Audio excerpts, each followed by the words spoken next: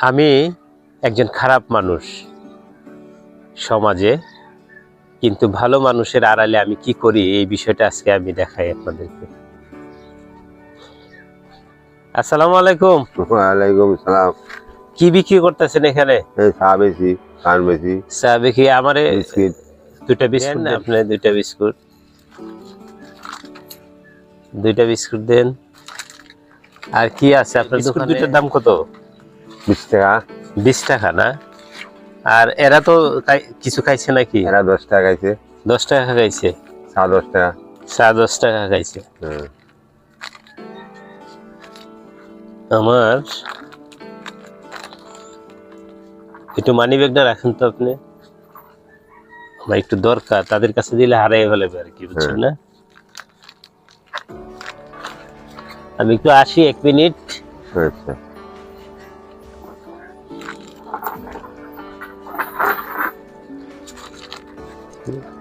দেন তো মানি ব্যাগটা আমার। হ্যাঁ নেন।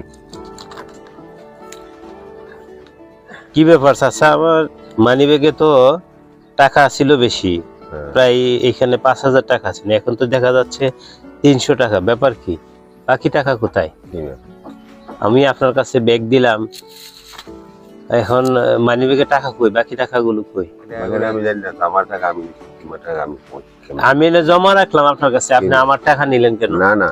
হ্যাঁ, আপনি বয়স তো কম হয়েছে না আপনার, কিন্তু এই ধরনের কাজ আমি আরো লোক ডাক দিতাম নাকি? আপনার ডাক দেন, লোক ডাক দিব। না না, আপনার ক্যাশের মাধ্যমে না আমার টাকা বাকিটা। আমার তো ক্যাশই নেই।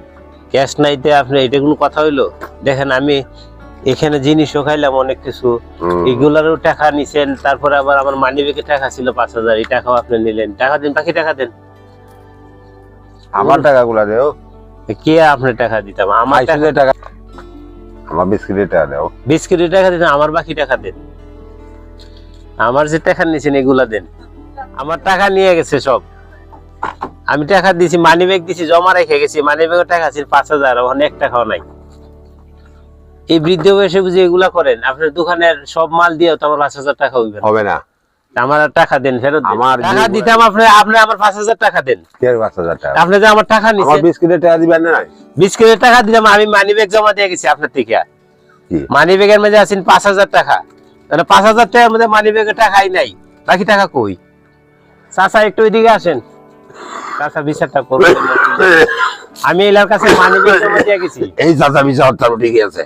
এদিকে আইন, ভিতরে আইন। আগে খাওয়াই মনে, আপনি এদিকে আইন, আগে বিচারটা করুন আগে। আপনি আমার বিস্কিট দিয়েছে, চা খাইছে। আমি এখানে একটু দরকার, একটু সামনে যেতাম।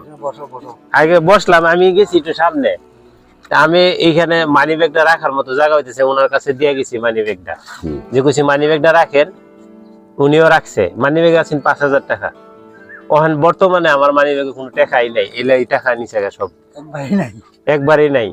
তারপরে না, ওই টাকা লেগে গেছে। এদিকে আইন, এদিকে আইন, মারাই বই কি হয়? সুন্দর কথা কইছো, মানি ব্যাগ জমা রাখছে গেলে কোন সময় কি সে মানি ব্যাগ হোটেল জমা দেয়? উনি আর রাখছে কেন? পাগলের কথা।